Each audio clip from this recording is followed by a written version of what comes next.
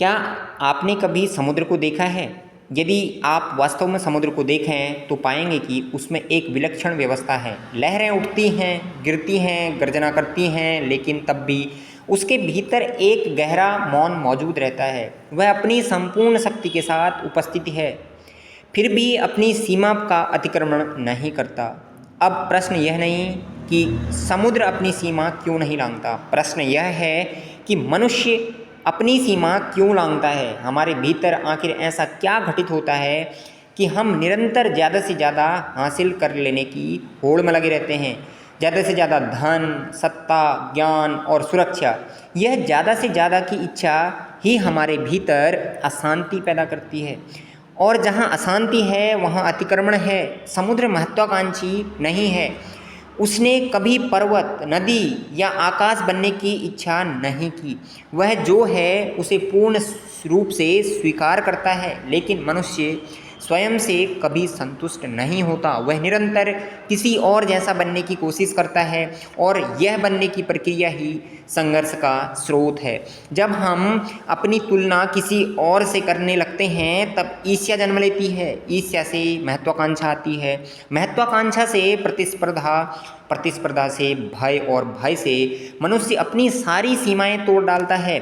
इसलिए समस्या सीमा की नहीं है, समस्या उस मन की है जो स्वयं को नहीं जानता। समुद्र को किसी ने अनुशासन नहीं सिखाया, फिर भी उसमें व्यवस्था है, क्योंकि उसकी व्यवस्था भीतर से आती है, बाहर से थोपी नहीं गई है। यह बात मनुष्य के लिए भी सत्य है। यदि आपका अनुशासन भय पर टिका है तो वह वास्तविक अनुशासन नहीं है। यदि आप सजा के खौफ से मर्यादा में रहते हैं तो वह मर्यादा नहीं, कैद है। सच्ची मर्यादा तो तब जन्म लेती है जब मन स्वयं को स्पष्ट रूप से देख लेता है, बिना निर्णय के, बिना निंदा के और बिना औचित्य सिद्ध किए देखना ही ध्यान है। और जब देखने वाला तथा देखा जाने वाला अलग नहीं रह जाते तब मन में एक अद्भुत शांति जन्म लेती है। उस शांति में अतिक्रमण संभव नहीं है। समुद्र की गहराइयाँ को देखिए, सतह पर तूफान हो जाता है लेकिन गहराई शांत रहती है। हमारा जीवन ठीक इसके विपरीत है। सतह पर हम मुस्कुराते हैं मगर भीतर तो बड़ा तूफान है। हम सम्मान, प्रेम और सुरक्षा चाहते हैं और इसी खोज में खुद को खो बैठते हैं। जब तक आप केवल सतह पर जीते हैं तब तक हर छोटी बात आपको विचलित करेगी। किसी की आलोचना, प्रशंसा, सफलता या असफलता से सब आपको प्रभावित करते हैं, लेकिन यदि मन में गहराई है तो बाहरी लहरें आपको हिला नहीं सकती। समुद्र हमें यह सिखाता है, गहराइयाँ न कि विस्तार।